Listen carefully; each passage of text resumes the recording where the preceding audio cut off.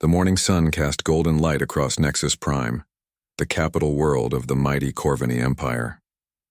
Admiral Vexthal stood in the central command tower, watching ships come and go from the busy spaceport below.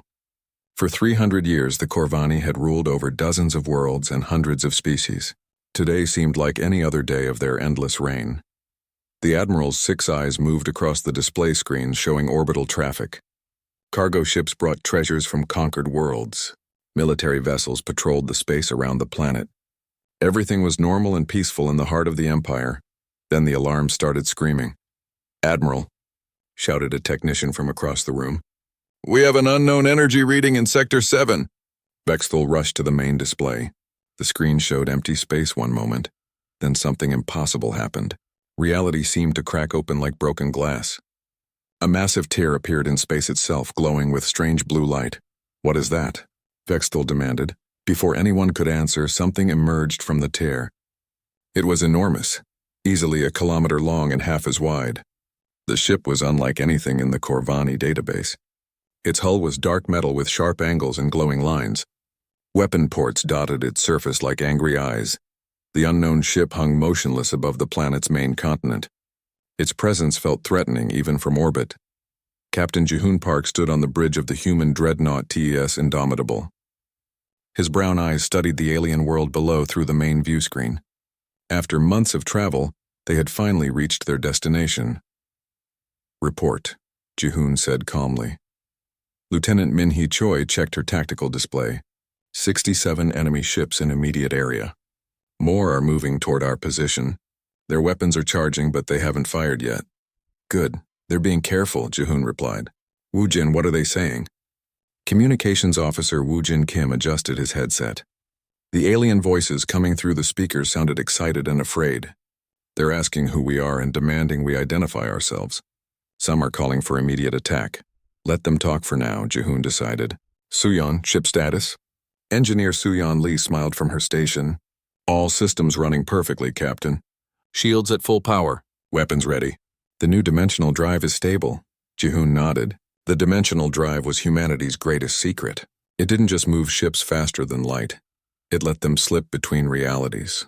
The Corvani had never seen anything like it. On Nexus Prime, panic was spreading through the command center.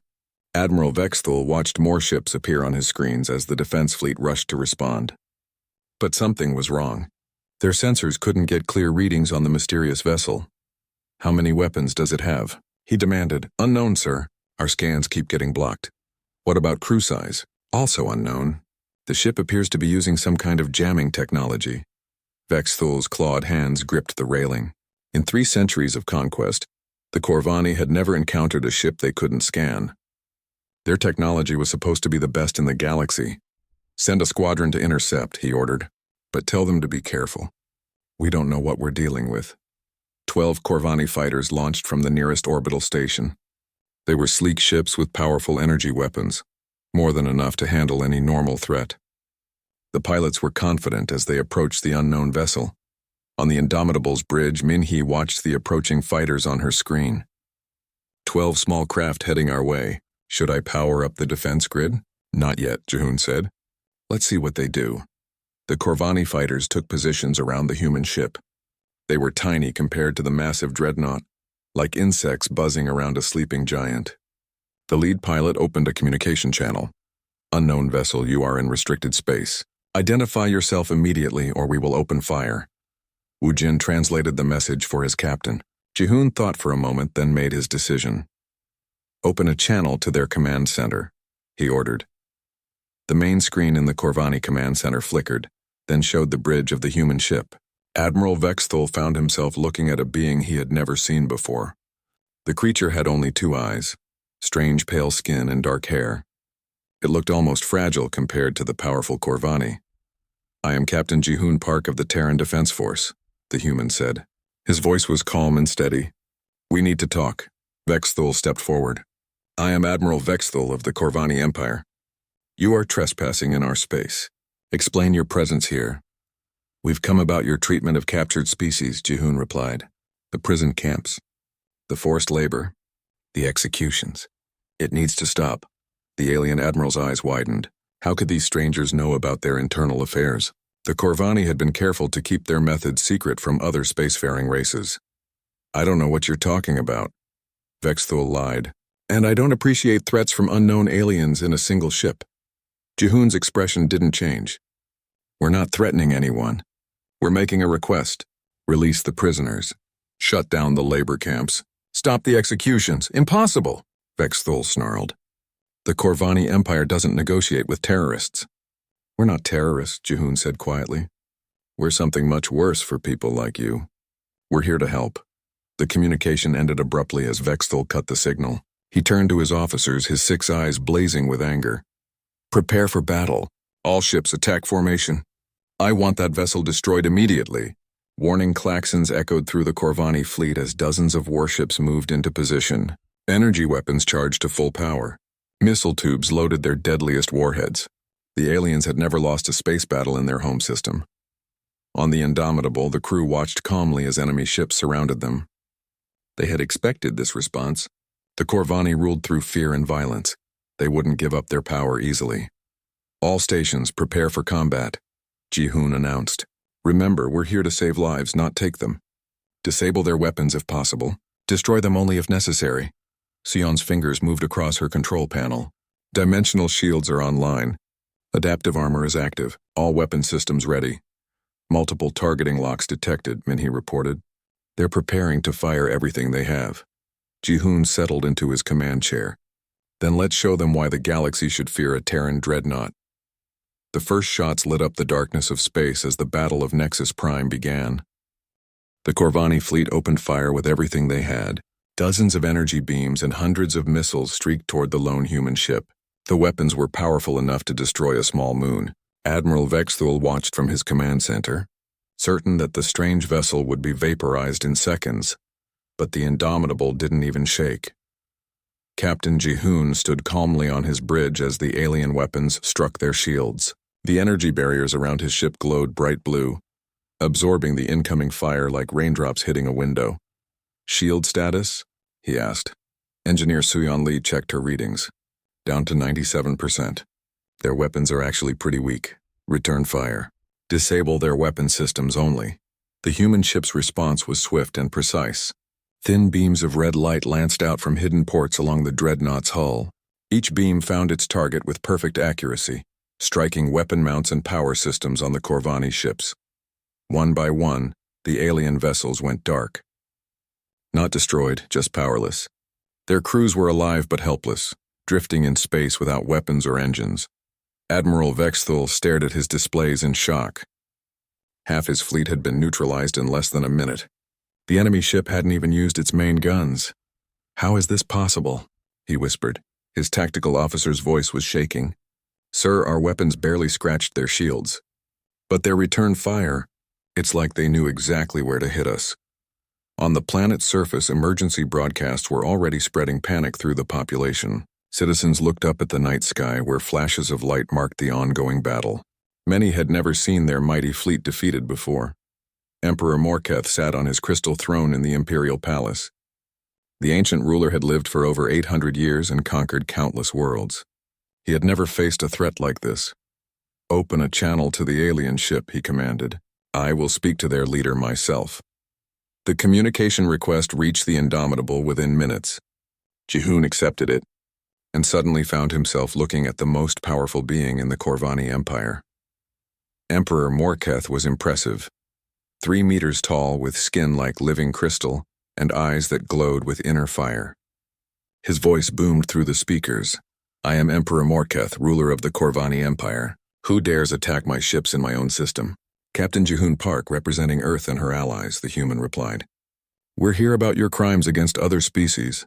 The Emperor's laugh was like breaking glass. Crimes? I am the law in this sector of space. There are no crimes here. The forced labor camps on Zirion 7, Jihoon said calmly. The execution pits on Valdris. The breeding programs on New Corvin. Should I continue? Morketh's glowing eyes narrowed. How could these aliens know such detailed information? The locations were classified at the highest levels of government. Even if such things existed, the Emperor said carefully, what concern is it of yours? You're clearly from outside our territory. We make it our concern when innocent beings suffer, Jihoon replied.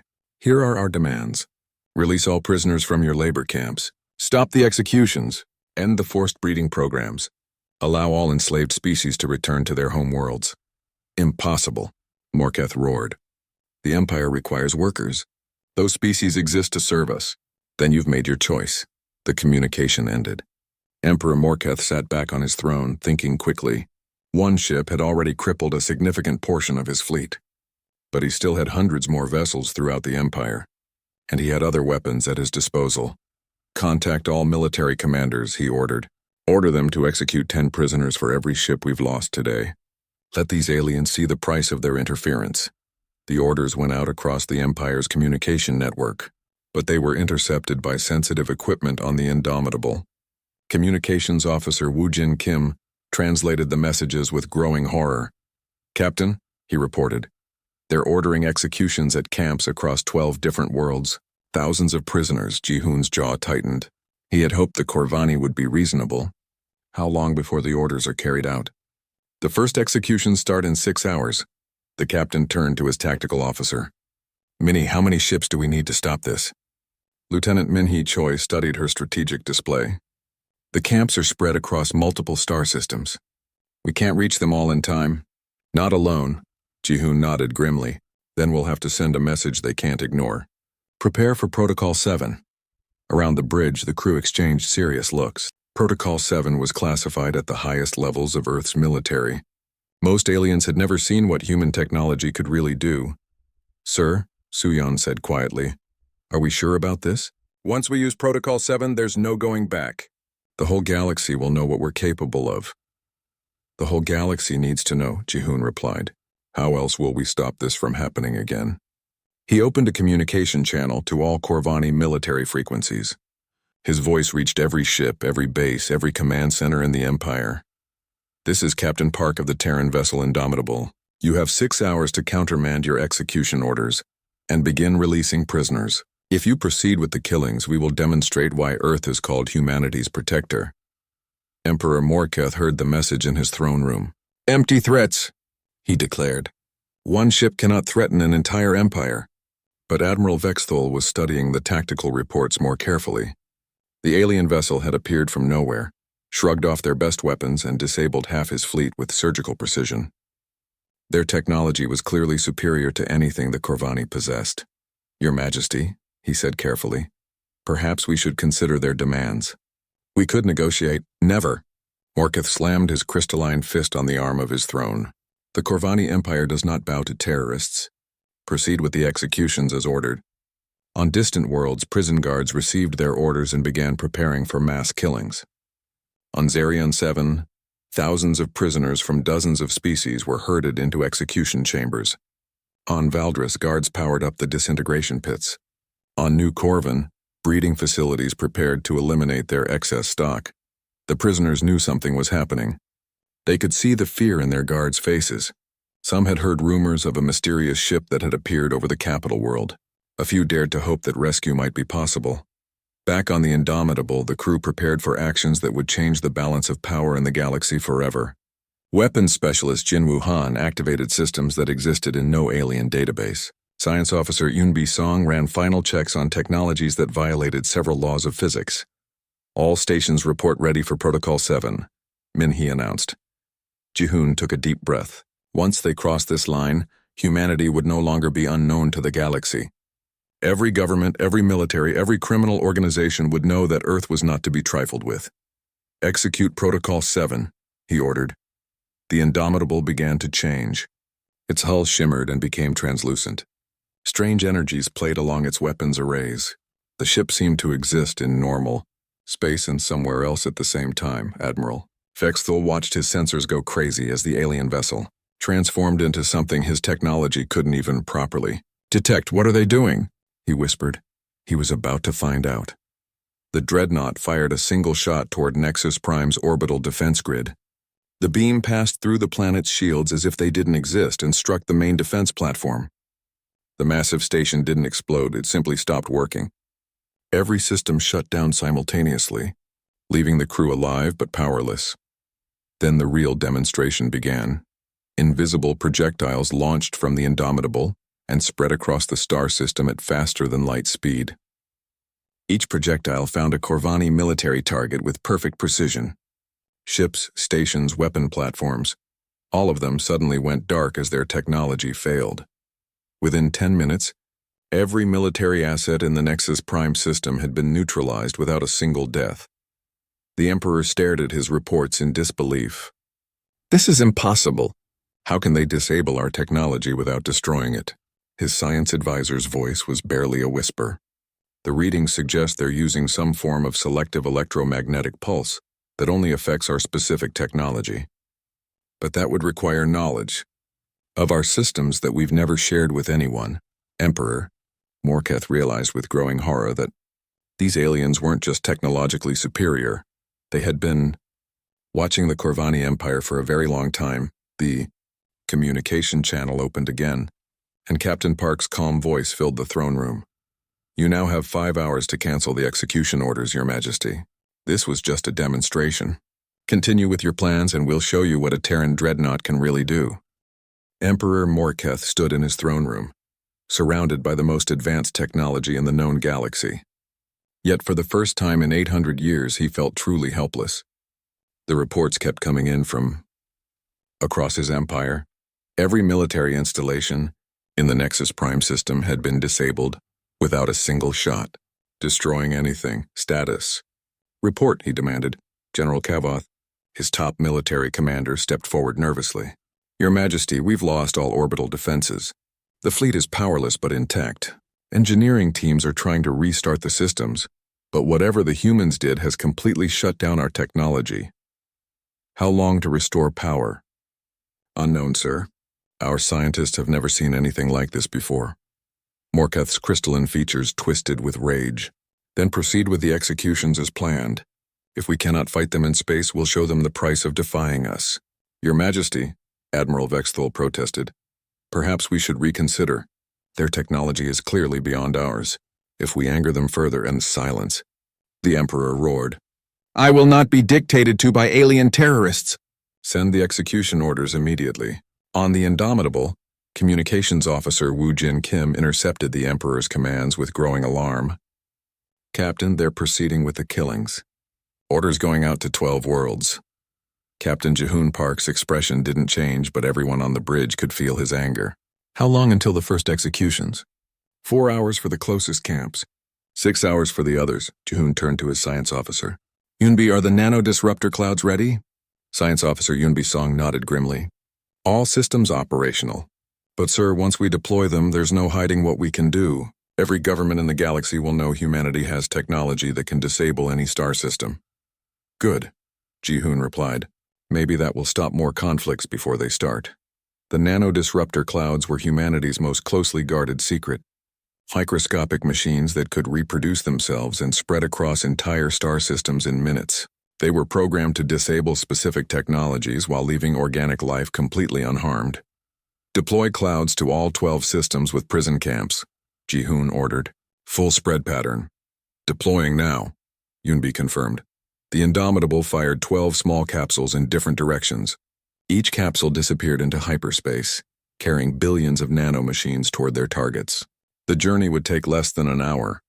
On Zarian 7, the prison guards were herding thousands of prisoners toward the execution chambers. The captives came from dozens of species, some humanoid, others completely alien. All of them wore the same expression of desperate hope, mixed with terrible fear. Guard Captain Zultak checked his weapon and grinned cruelly. "Today we send a message to anyone who dares challenge the Empire." But as he spoke, strange things began happening throughout the facility. Lights flickered and went out. Weapon charging stations stopped working. Even the simple electronic locks on the prison cells began failing. "What's happening?" Zultak demanded. His lieutenant tried to activate his communicator, but it was completely dead. "Sir, all our equipment is malfunctioning."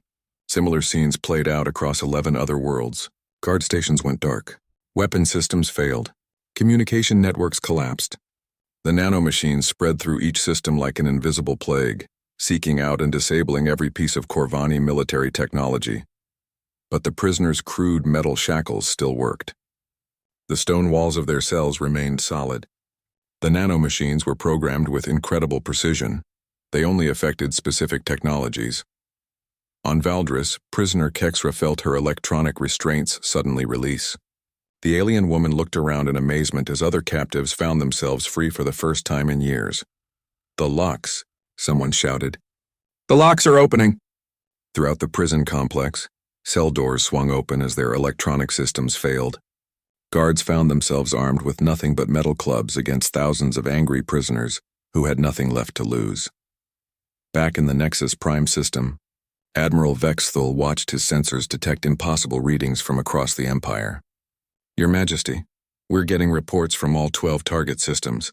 Every military installation has gone dark." Emperor Morketh stared at the tactical display in disbelief. "All of them? Simultaneously?" "Yes, sir. Whatever the humans deployed, it worked faster than our fastest ships could travel." The Emperor began to understand the true scope of what they faced. This wasn't just one advanced ship.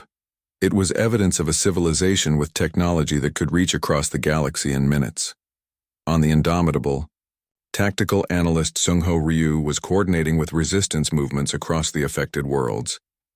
His equipment was picking up encrypted communications from groups that had been fighting the Corvani for decades. "Captain," he reported, "we're getting contact from resistance cells on 8 of the 12 worlds. They're moving to secure the prison camps while the guards are powerless." "Good," Jehun replied. "What about the other 4 worlds?" "No organized resistance, but the prisoners are freeing themselves." The nanodisruptors worked perfectly. Only Corvani military tech was affected. Medical Officer Hyejin Nam was monitoring broadcasts from the affected worlds. "Sir, I'm getting reports of violence in some areas. The freed prisoners are taking revenge on their guards." Jehun considered this carefully. "Can we communicate with the resistance leaders?" "Already working on it," Wu Jin confirmed. "Quantum entanglement communicators are establishing contact now." The quantum communicators were another human technology that seemed like magic to other species. They allowed instant communication across any distance by linking particles at the quantum level. Within an hour, Captain Park was speaking directly with resistance leaders on multiple worlds. He appeared on their screens as a hologram projected by hidden human technology. "This is Captain Park of Earth's Defense Force," he announced to the gathered leaders. "We're here to help you free your people." On Xerion 7, resistance leader Theknal stared at the human in amazement. "You did this? You disabled all their technology?" "We did, but we need your help to coordinate the liberation." "Can you secure the prisoners and get them to safety?" "Yes," Theknal replied immediately. "But the Corvani will send reinforcements from other systems." "No, they won't," Jehun assured him. "We're taking care of that too." The human captain was right. Across the Empire, Corvani military commanders were receiving panicked reports from the affected systems. But when they tried to send help, they discovered that their own ships wouldn't start. The nanodisruptors had been designed to spread. Any ship that tried to enter the affected systems found its technology failing as soon as it crossed the boundary. The invisible machines reproduced and adapted, creating barriers that no Corvani vessel could cross. Emperor Morketh realized with growing horror that 12 of his most important systems had been effectively cut off from the rest of the Empire. "How many ships do we have left?" "Approximately 600 vessels in unaffected systems," General Kavoth reported. "But they can't reach the prison camps." "Then we'll target civilian populations instead," Morketh declared desperately. "Order bombardments of every major city in those systems." "Sir," the general said quietly. "Our orbital bombardment platforms were in the affected systems. They're all offline." For the first time in centuries, Emperor Morketh felt something he had forgotten existed: fear. The humans had demonstrated the ability to selectively disable his military across multiple star systems simultaneously. If they could do that, what else were they capable of?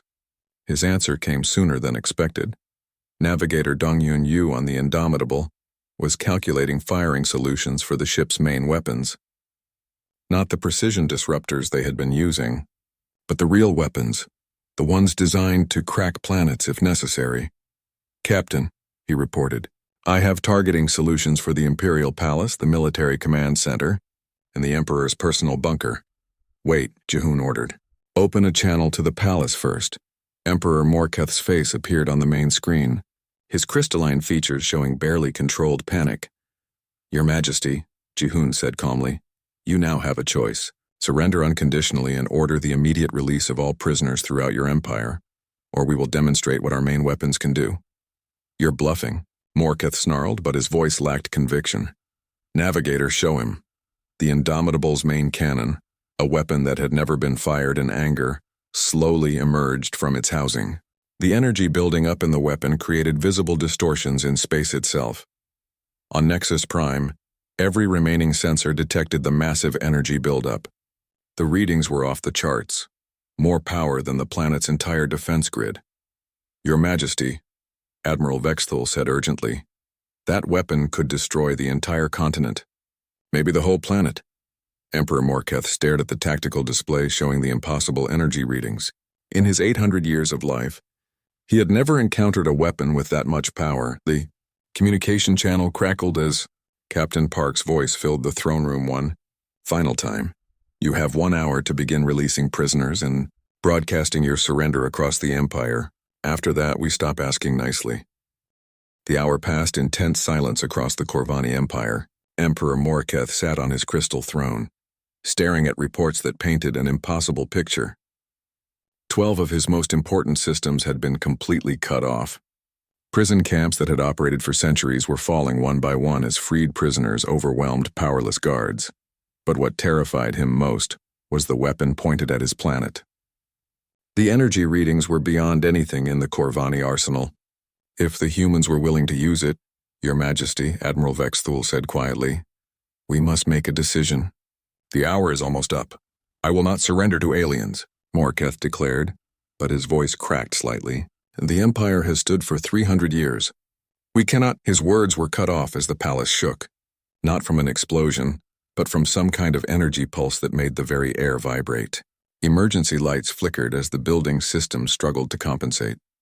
On the Indomitable, Captain Jihun Park had ordered a demonstration shot. The main cannon fired a single low-power pulse into the ocean 50 kilometers from the Imperial Palace. The beam struck the water and vaporized everything in a circle 10 kilometers wide. The steam cloud rising from the impact site was visible from orbit.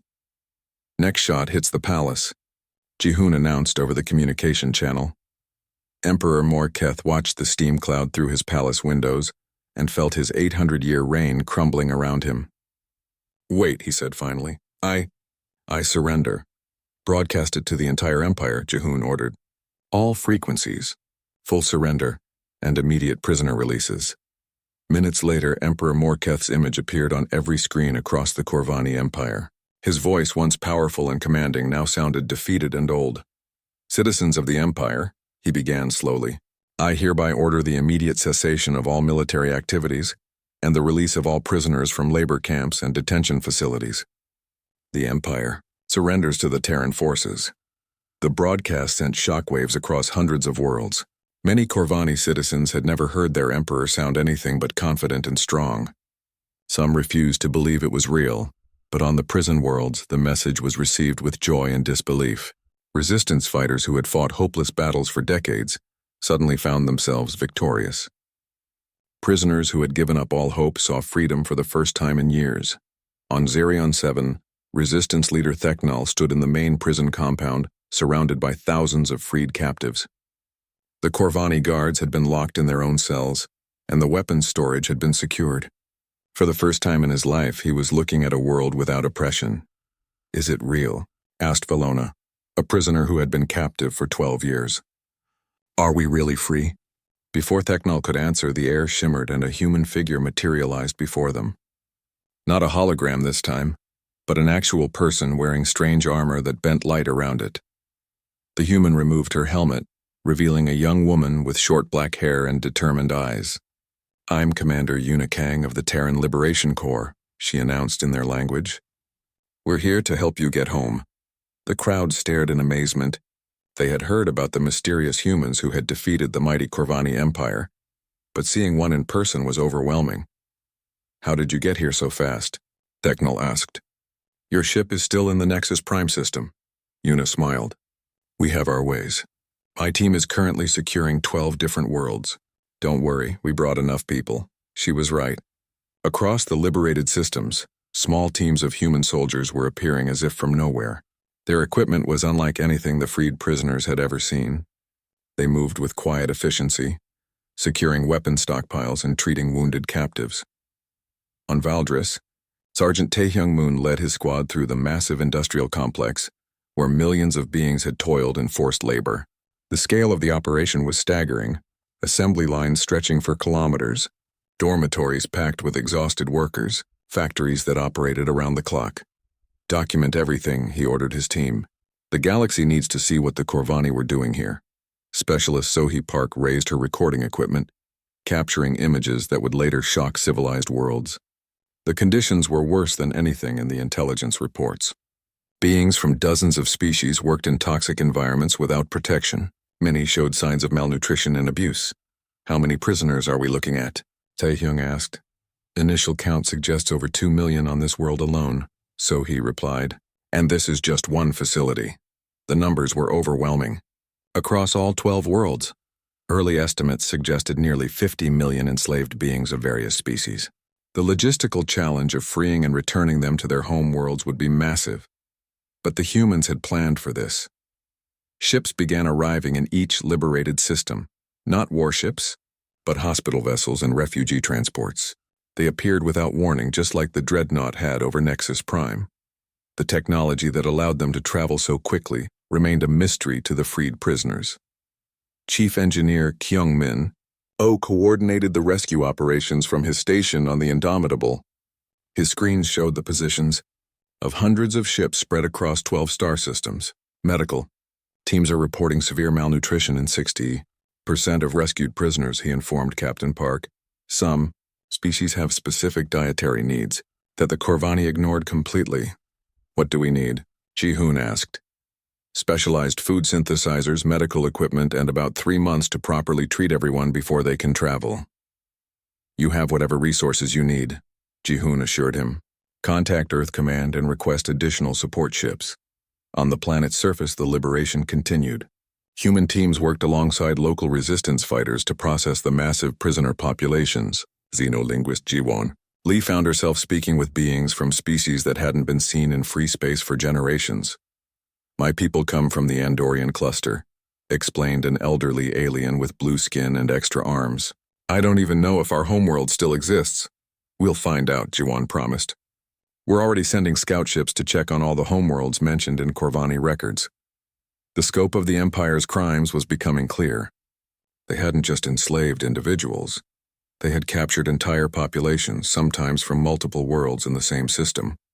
Some species existed now only in Corvani labor camps, but not all the news was tragic. On several worlds, human scouts found that some civilizations had survived and even thrived after the Corvani had written them off as extinct.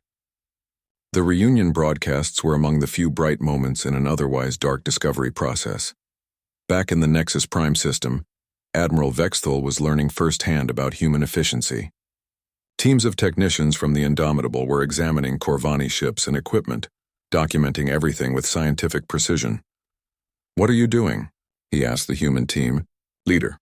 Research, replied Engineering. Specialist Minji Jian. We need to understand your technology so we can make sure it's never used for oppression again. You're going to destroy our fleet?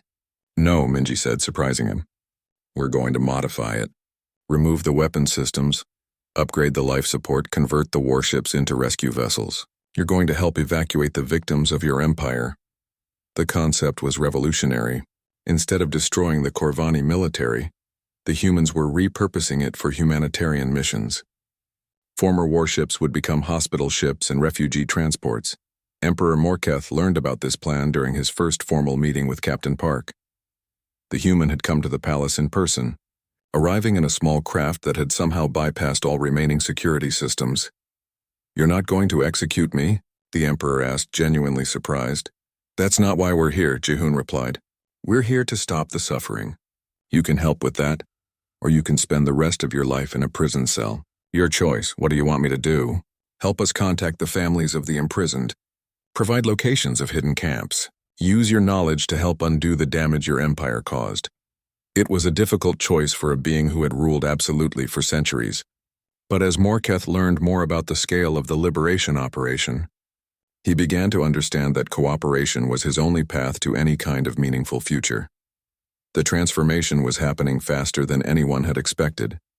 Within days of the surrender, former prison camps were becoming refugee processing centers. Corvani soldiers found themselves working alongside human medics to treat the people they had once guarded. Former slaves were becoming administrators, helping coordinate the massive relief effort.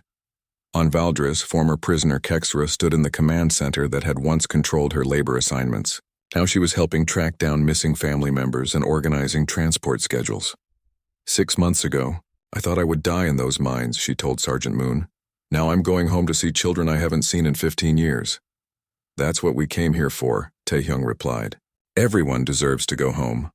But even as the liberation proceeded, new challenges were emerging. Other alien governments were watching these events with great interest. Some saw opportunity in the Corvani Empire's fall. Others worried about this new human power that could disable entire star systems at will. Communications officer Woo Jin Kim was intercepting messages. 3 days after the surrender of Emperor Morketh, the galaxy received a message that would be remembered for generations. It came from the human ship that had appeared over Nexus Prime, broadcast on every known communication frequency to every civilized world. Captain Ji-hoon Park's image appeared on countless screens across hundreds of star systems. His voice was calm and clear as he addressed the galaxy for the first time. Citizens of the galaxy, he began.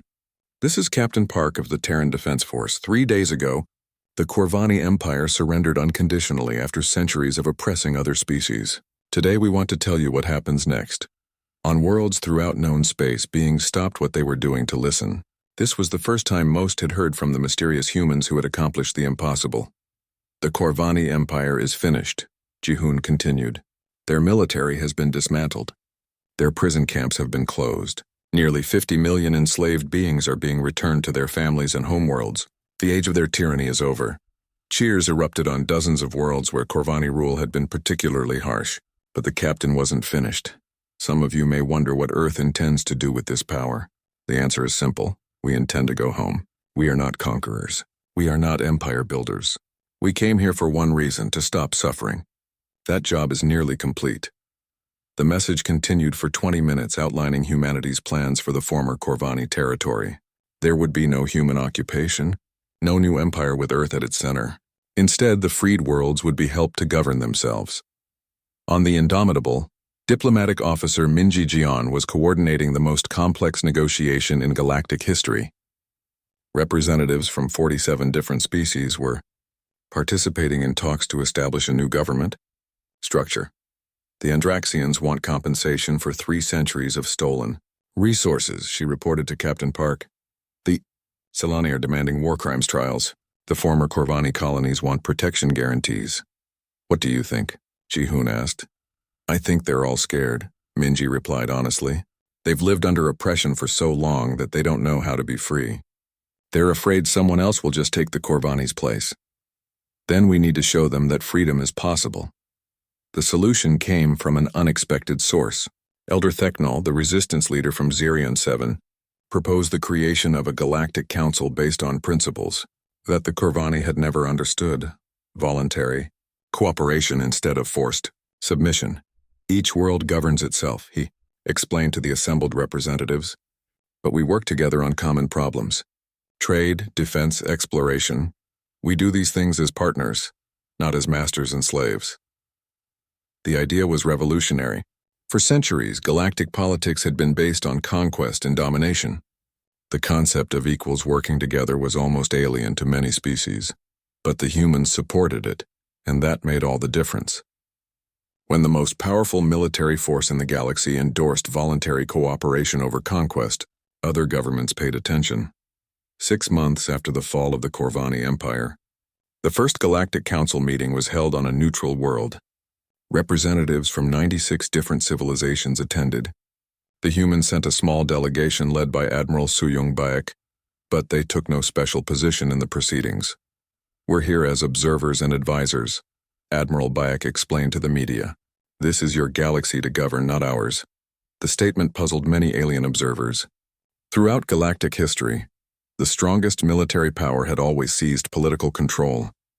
The idea that the humans would voluntarily limit their own influence was almost incomprehensible. but the results spoke for themselves. Without the threat of human intervention, the various species found they could resolve most disputes through negotiation rather than warfare. Trade agreements replaced conquest fleets. Scientific cooperation replaced military buildup. The transformation wasn't immediate or complete. There were still conflicts, still injustices, still problems that seemed impossible to solve. But for the first time in centuries, there was hope that these problems could be addressed without massive bloodshed. On Earth, the liberation of the Corvani Empire was seen as proof that humanity's principles worked on a galactic scale. But it also raised questions about Earth's role in the wider universe. Admiral Suyung Bayek returned to Earth to brief the Global Defense Council on the situation. She stood before representatives from every nation on Earth, explaining what their intervention had accomplished. 53 million beings have been freed and returned to their homeworlds, she reported. The Corvani military has been completely dismantled. War crimes trials are proceeding under the new Galactic Council. Most importantly, we've established the principle that oppression will not be tolerated. What about future threats? Asked the representative from the Pacific Federation. Are there other empires like the Corvani? Yes, Admiral Beck replied honestly. Our intelligence suggests at least 12 major powers that use similar methods. They're all watching to see what we do next. The answer came in the form of new policy directives. Earth would maintain a fleet of intervention ships, not to conquer, but to respond to calls for help from oppressed populations. The Indomitable would not be alone for long, but the real change was happening on individual worlds throughout the galaxy. Former prisoners were becoming leaders. Species that had been enslaved for generations were rediscovering their own cultures. Technologies that had been suppressed by the Corvani were being developed freely. On New Andrax, the homeworld of Technal species, a ceremony was held to honor the human intervention. The former resistance leader, now elected as his world's representative to the Galactic Council, spoke to a crowd of millions. 6 months ago, we lived in darkness, he said. We believed that freedom was impossible, that the strong would always oppress the weak. Then a ship appeared in our sky and everything changed, not because the humans conquered our oppressors, but because they showed us that there was another way. The ceremony was broadcast across the galaxy, reaching worlds that were still dealing with their own oppressive governments. The message was clear. Help was available for those brave enough to ask for it. Not everyone welcomed this new reality. The hegemony of Vorthon, an empire that rivaled the former Corvani in cruelty, began mobilizing its fleets. Emperor Kethavar had no intention of allowing human interference in his territory. Prepare for war, he ordered his generals. These humans may have surprised the Corvani, but we will be ready for them. But intelligence reports suggested that the hegemony's confidence might be misplaced. The humans had revealed only a fraction of their capabilities during the Corvani intervention. If they could disable 12 star systems simultaneously, what else might they be capable of? On Earth, these threats were taken seriously but without panic. Captain Park, now promoted to Admiral, was placed in command of the new intervention fleet. The Indomitable would be joined by 5 sister ships, each equipped with the latest human technology. Our goal remains the same, Admiral Park explained to his expanded crew. Protect those who cannot protect themselves, end oppression wherever we find it. Show the galaxy that there is always another way. The first test of this new policy came sooner than expected. On the world of Kalara, a species called the Morvani had enslaved their neighbors and were preparing for expansion. Local resistance groups sent a desperate message to Earth requesting intervention. The response was swift and decisive. 2 human ships appeared in the Kalara system and issued the same ultimatum that had worked on the Corvani: end the oppression or face the consequences. The Morvani chose to fight. It was a mistake they regretted quickly. Within hours, their military was as powerless as the Corvani had been. Within days, their prisoners were free and heading home. The pattern repeated across the galaxy as word spread of Earth's willingness to intervene. Some oppressive governments surrendered immediately when human ships appeared. Others tried to fight and learned why the Corvani Empire had fallen so quickly. But the most important changes were happening at the grassroots level.